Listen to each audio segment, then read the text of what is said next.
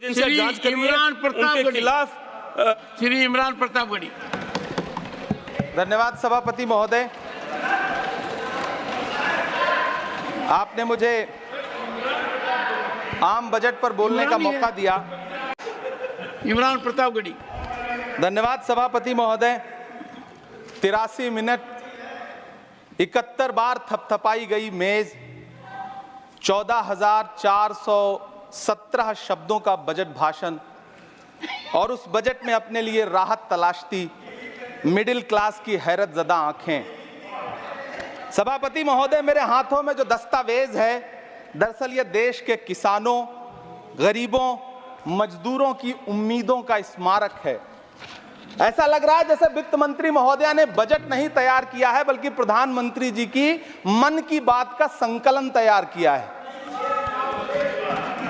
टूटा हुआ लश्कर का भरम देख रहे हैं, टूटा हुआ लश्कर का भरम देख रहे हैं और जिल्ले इलाही के करम देख रहे हैं।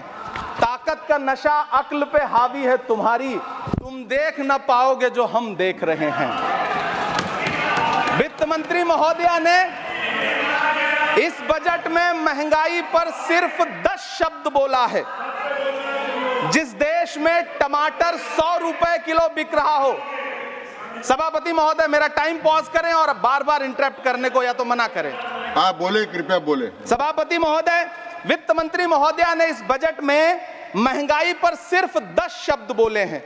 जिस देश में टमाटर 100 रुपए किलो बिक रहा हो, उस देश की वित्त मंत्री के पास बजट में महंगाई पर बोलने के लिए सिर्फ 10 शब्द है।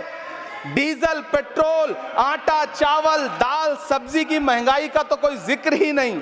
सावन चल रहा है तो प्याज और लहसुन का दाम पूछना तो शायद पाप होगा। मैंने तो यह भी सुना है कि वित्त मंत्री जी जो चीज खुद नहीं खाती हैं, उसके दाम से उनका कोई लेना देना नहीं होता। लेकिन इस बार बजट पेश करने के लिए पार्लियामेंट आने से पहले वित्त मंत्री जी ने दही और चीनी खाई थी। अब तो उनसे यह पूछा जा ही सकता है कि उन्हें दही, दूध और चीनी का रेट तो इन दिनों पता ही होगा। क्या उसे सस्ता करवाएंगी या नहीं सस्ता करवाएंगी? अगर पता है तो कृपया सस्ता करवाइए, क्योंकि इसी चीनी ने अमेठी में एक मंत्री महोदया का राजनीतिक कैरियर कड़वा कर दिया।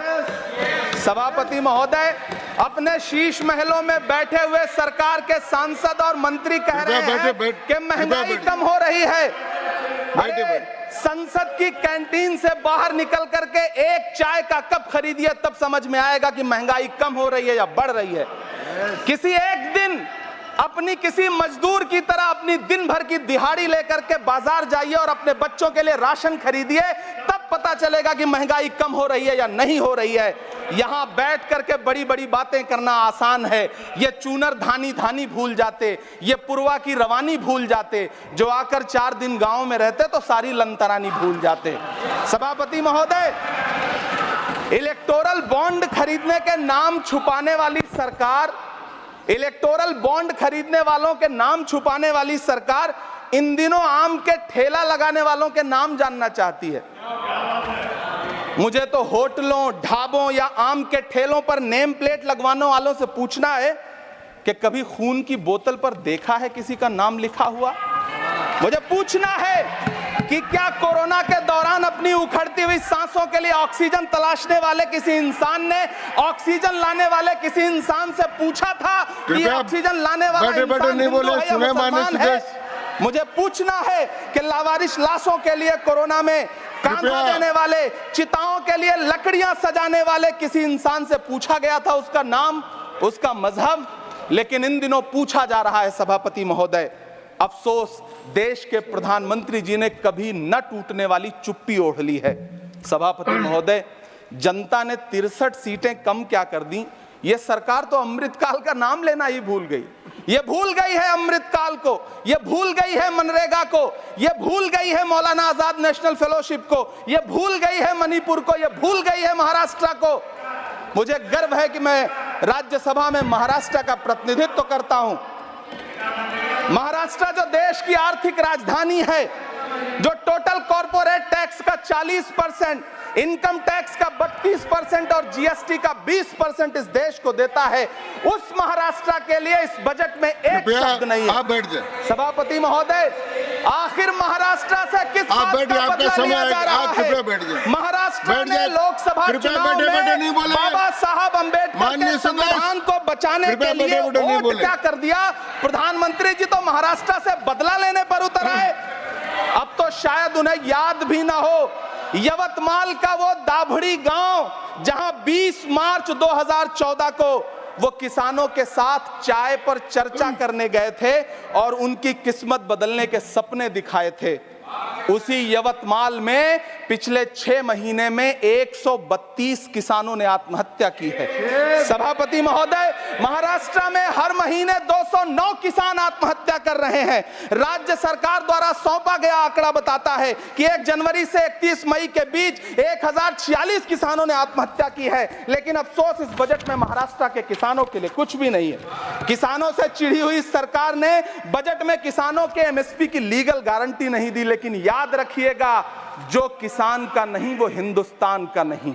सभापति महोदय, मुझे वित्त मंत्री जी से पूछना है कि वो जो कुछ साल पहले 100 स्मार्ट सिटी बनाने का ढोल पीटा गया था, सुना है उस ढोल में पानी भर गया है, इसीलिए आपने उसका नाम बदल करके सिटीज ऑफ ग्रोथ हब्स रख दिया है। अच्छा है, नाम बदलने का खेल खेलते रहिए, आपकी कई सरकारें तो इसी वजह से चल रही हैं।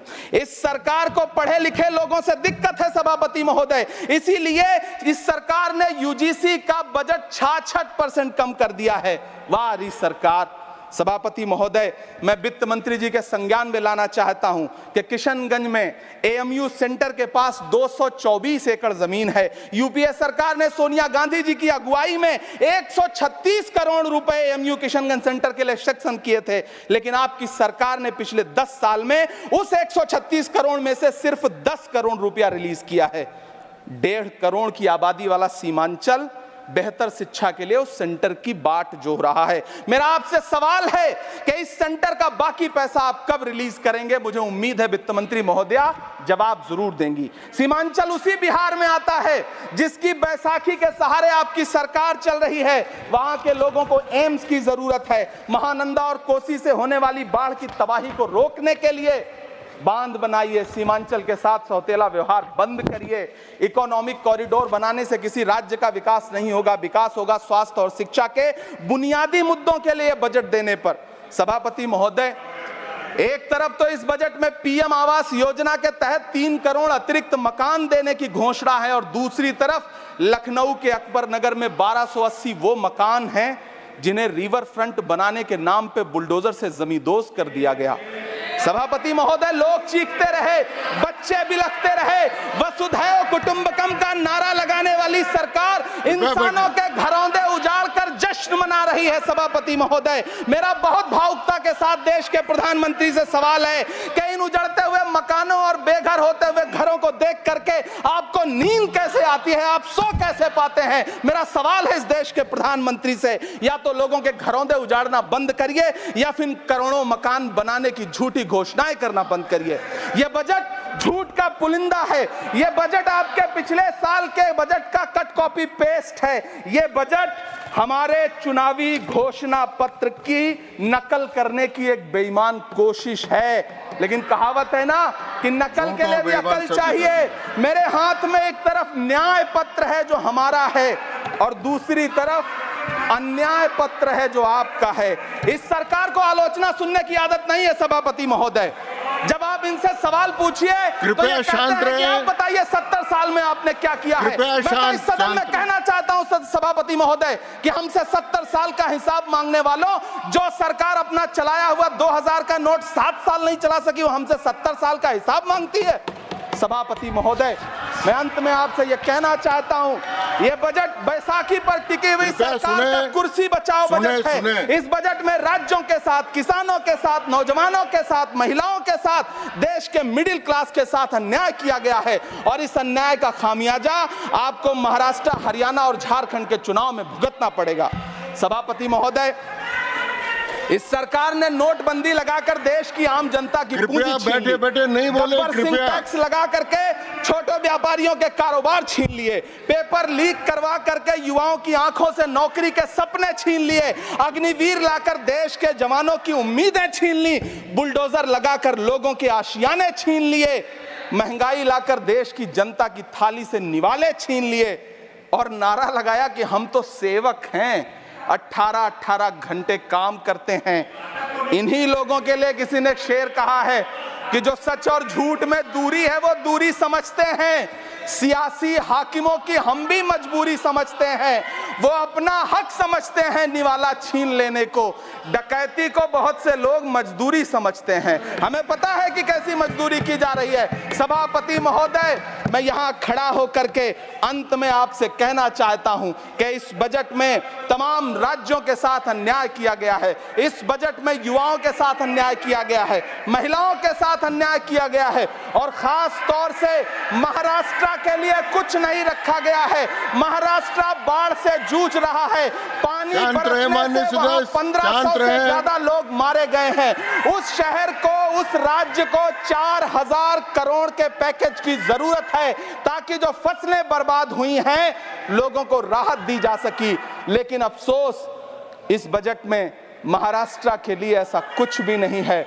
मैं आखिर में यह कहना चाहता हूं कि पिछले 7 दिन से इस बजट का बड़ा ढिंढोरा पीटा जा रहा है, इसे महान बताया जा रहा है, लेकिन कौन महान बता रहा है? सत्ता पक्ष के लोग, उन्हें तो बताना ही है। क्योंकि मैं अवध क्षेत्र से आता हूं, प्रतापगढ़ से, नीरज भाई भी अवध और पूर्वांचल से आते हैं। वहां एक कहावत है कि बिटिया की तारीफ किसने की? बिटिया की महतारी ने, यानी कि बेटी की प्रशंसा किसने की? मां ने। तो इस बजट की तारीफ सत्ता पक्ष करे तो करेगा ही, लेकिन विपक्ष के एक भी सांसद से आप पूछिए कि क्या उसके राज्य को कुछ मिला है, तो वो ये कहेगा कि नहीं, कुछ भी नहीं मिला है। बहुत बहुत धन्यवाद सभापति महोदय, मुझे आम बजट पर अपनी राय रखने के लिए। धन्यवाद।